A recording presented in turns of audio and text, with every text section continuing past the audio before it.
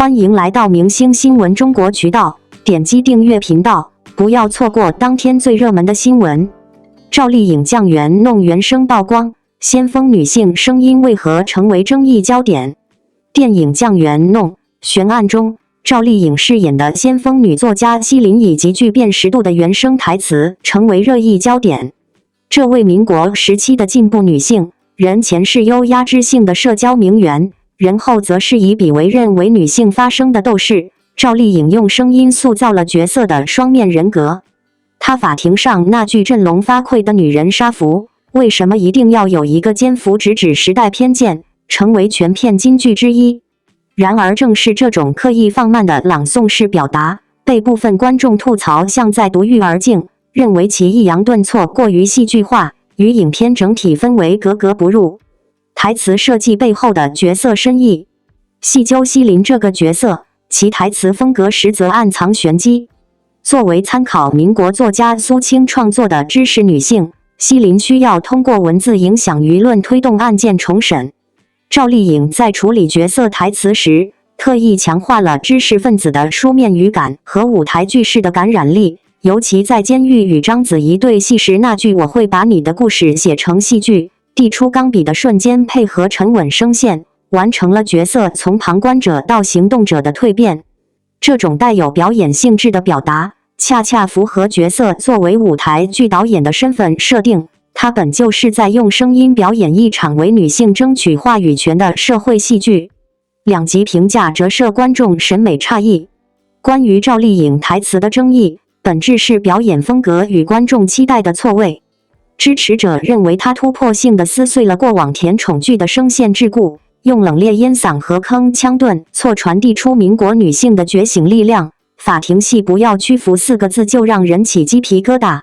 而批评者则指出，远景镜头里她的声音突兀如剧本杀 NPC， 与其他演员生活化的表演形成割裂。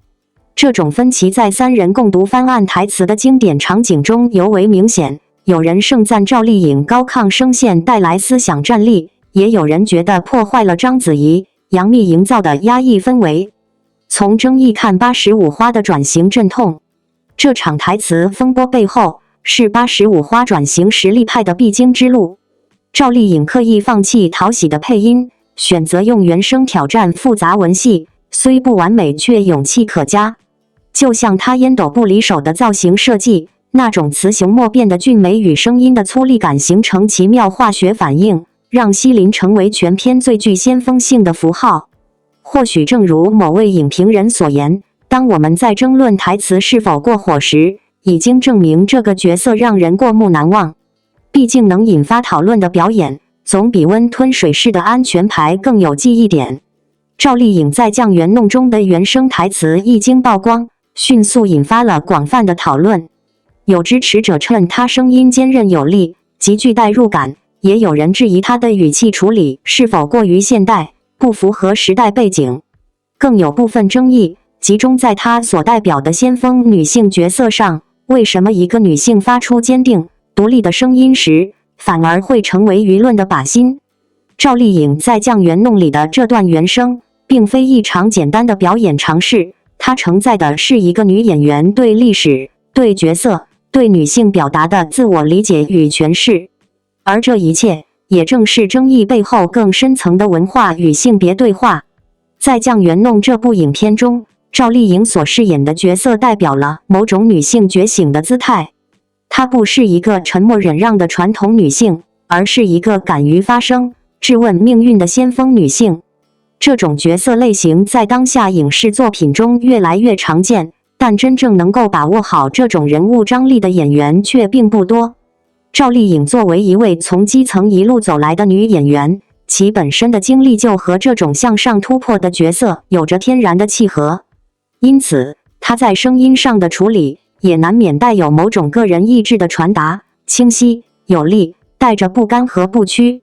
可正是这种真实的表达，却被部分观众贴上了太当代、太跳脱的标签。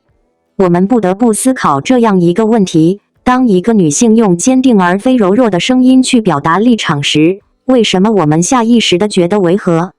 这是关于女性声音如何被期待的社会预设问题。在过去的影视剧中，女性角色往往被设定为温婉、顺从、语调柔软，哪怕在讲述命运苦难时，也要保持审美意义上的脆弱。而当赵丽颖选择打破这个框架，以一种更直接、更强烈的声音说出台词时，所引发的不是理解，而是质疑。这种质疑其实并不完全针对赵丽颖个人，而是对女性表达方式的一种结构性偏见。赵丽颖的表演之所以让人印象深刻，不是因为她追求完美，而是她勇敢地选择真实。她没有一味模仿时代感，也没有刻意压低嗓音来营造怀旧氛围，而是让角色的痛感与思考直达观众心底。她用原声而非配音，是她对这个角色的尊重，更是她对女性声音作为一种艺术语言的坚持。她希望观众能够听到那个时代女性的呼喊，也能听见今日女性在传承中的共振。这是一种创造性的尝试，也是一种表演者的冒险。可越是真实的表达，就越容易触动潜藏已久的偏见。在舆论场中，不乏带着主观期待来审视演员表达的人。有人希望赵丽颖演得更有年代感，有人希望她更传统一点，甚至有人认为先锋不该出现在一个历史题材中。但问题在于，历史本身从不排斥先锋。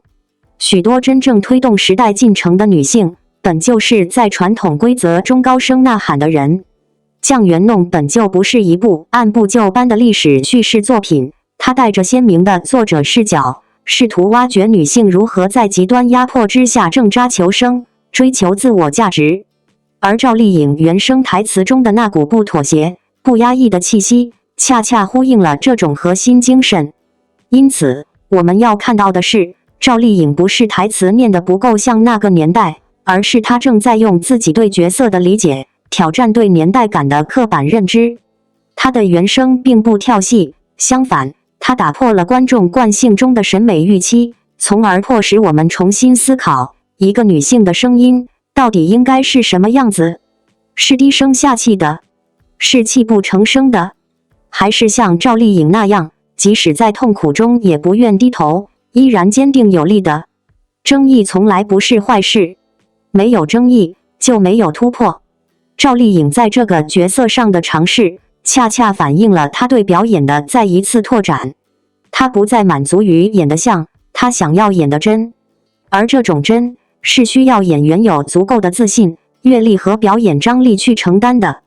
从过去的少女角色到如今的先锋女性，她完成了一次职业的蜕变。而在这蜕变的过程中，她选择了不妥协的声音，选择了用原声去直面角色的情感冲击，这本身就是一次值得尊敬的艺术冒险。面对批评，赵丽颖始终保持沉默，她并没有为自己的原声辩解，也没有利用争议进行炒作。她相信观众终会在电影上映后理解她的选择，她也相信时间会证明这份坚持的价值。这种从容与冷静，正是她从一个流量小花成长为实力派演员的重要标志。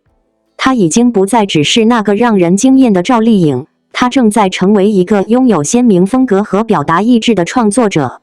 作为观众，我们也许可以提出疑问，也许可以对她的某种表现风格产生不适，但我们不应轻易否定一个演员为了角色所付出的努力，更不该因表达的不合预期而全面否定一段原声演绎。毕竟，每一种真实的声音都值得被听见，每一种非典型的表达都可能是打开更多表演维度的钥匙。而赵丽颖所选择的这把钥匙，或许正是解锁女性在历史中如何说话这一复杂命题的开始。我们也该重新思考，影视作品中女性的表达，是不是可以不再被温柔委婉这些标签限制？是不是可以允许更多种语态的存在？是不是可以像赵丽颖这样，在极端环境中依然保有坚韧与锋芒？只有当我们愿意接纳更多元的女性表达方式，才能真正让女性角色的塑造走出窠臼，走向深度。最后，也想借此机会对每一位认真观看赵丽颖作品、认真聆听她声音的观众说一声：谢谢你们的关注、理解与思考。在纷扰的声音中，愿我们都能保有对艺术表达的尊重，对角色构建的宽容，以及对演员努力的理解。赵丽颖的这段原声是一次值得尊敬的尝试，也是一次女性力量的展示。她不只是在说台词，她是在以声音对话历史，以情感抵达现实。愿我们都能听懂，也愿更多演员敢于发出属于自己的声音，不为讨好，只为真诚。因为真正动人的声音永远不怕被争议，他怕的只是从未被认真听见。王一博不拍戏就消失，真相让全网震惊，他早已悄悄转身。王一博从街舞少年到赛车冠军，演戏、探险样样完成专业，用实力证明自己不是来玩票的。这哥们儿就是个永远在路上的探索者，指不定哪天又整出什么新花样来。当《追风者》在泰州电视台循环播放到第95遍时，不少观众开始纳闷，王一博这小子跑哪儿去了？该不会退圈了吧？嘿，您可别急着下结论，人家压根没闲着，正忙着在另一条道上闷声发大财呢。要说这王一博打小就是个倔脾气，别的孩子放学回家看动画片，他倒好，盯着电视里的街舞表演眼睛发直。那会儿才多大啊，就缠着爸妈非要学跳舞，不答应就耍赖皮。结果这一跳可不得了，愣是从街舞少年跳成了 UNIQ 组合的舞蹈担当。队友们下了台都去撸串庆祝，他偏要钻回练习室，对着镜子死磕动作，非得把每个节拍都卡得死死的才罢休。这股子较真劲儿，活脱脱就是个不达目的不罢休的种。2019年那会儿，娱乐圈都在传王一博跑去玩赛车了。当时不少人都觉得这就是明星闲着没事找乐子，谁知道人家是动真格的。第一次参加亚洲公路摩托车赛，直接拿了个新秀组第一，把那些专业选手都给整不会了。您说这事儿邪乎不邪乎？一个演戏的跑去跟职业赛车手较劲，还赢了个满堂彩。这要搁别人身上，准的被说是剧本安排。可王一博愣是用实力证明了自己不是来玩票的。演戏这块儿他也没落下，《冰与火》里演卧底警察，那眼神凌厉的能把人盯出个窟窿。后来才知道，这是他把赛车时高速中保持冷静的那股劲儿给用上了。《追风者》里演个民国会计，连握钢笔的姿势都研究得明明白白，非得整出那个年代文人特有的指尖内扣才满意。粉丝们都说，别人演戏靠天赋，王一博演戏靠的是把每个爱好都完成专业的本事。最绝的是去年那档探索心境的节目，别人拍真人秀都是美美的摆拍，他倒好，素面朝天就往雪山上冲。海拔5000多米的地方，高反吐得脸都绿了，工作人员急得直跳脚要送他下山。您猜他说啥？疼算个啥，登顶了啥都值。结果硬是咬着牙拿下了中国首张 5.10A 级手攀证书。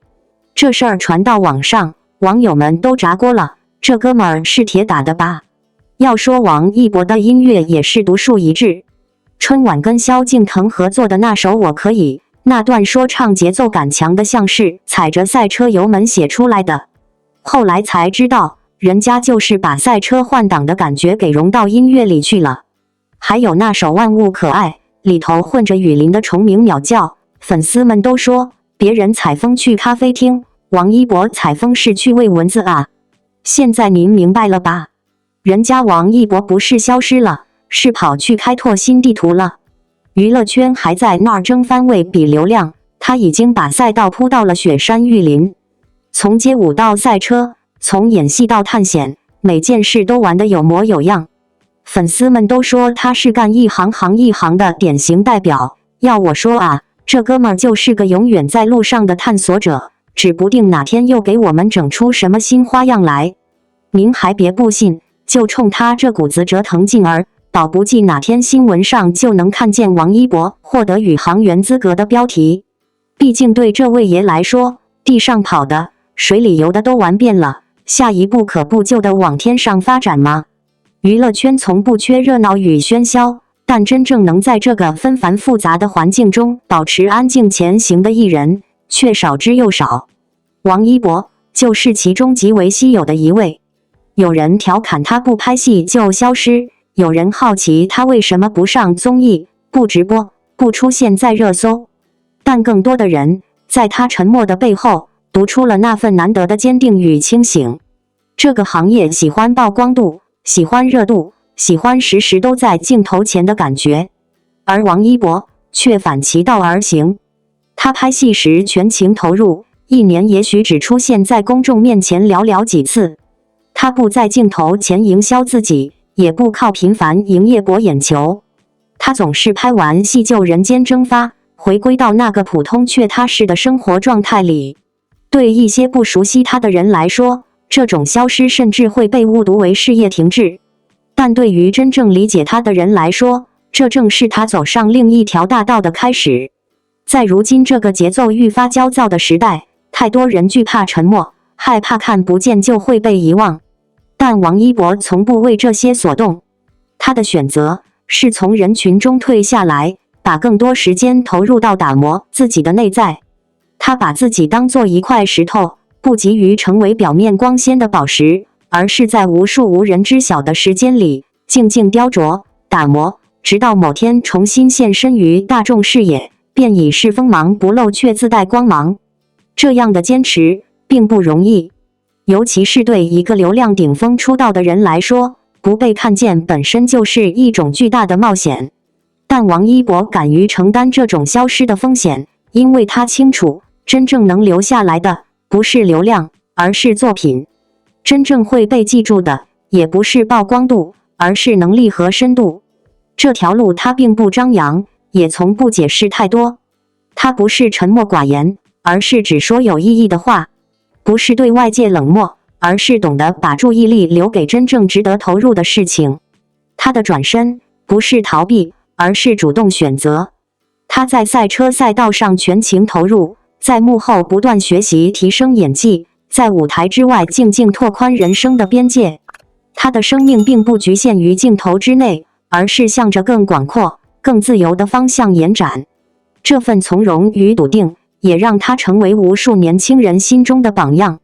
在一波波短暂走红又迅速被替代的娱乐浪潮中，王一博的沉稳与专注显得格外醒目。